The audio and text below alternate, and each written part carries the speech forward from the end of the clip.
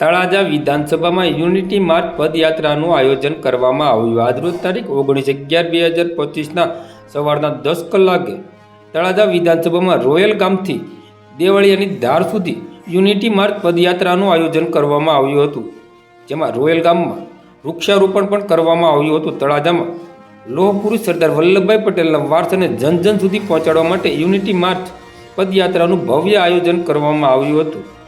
આ પદયાત્રામાં તળાજાના ધારાસભ્ય ગૌતમભાઈ ચૌહાણ તેમજ તાલુકા વિકાસ અધિકારી, પ્રાંત અધિકારી શ્રી તેમજ તળાજા મત વિસ્તારના જિલ્લા પંચાયતના સભ્યશ્રીઓ, તાલુકા પંચાયતના પ્રમુખશ્રી, નગરપાલિકાના પ્રમુખશ્રી, તાલુકા પંચાયતના સભ્યશ્રી, નગરસેવકશ્રીઓ તેમજ ગ્રામ પંચાયતના સરપંચ સહિતના લોકો ઉપસ્થિત રહ્યા હતા।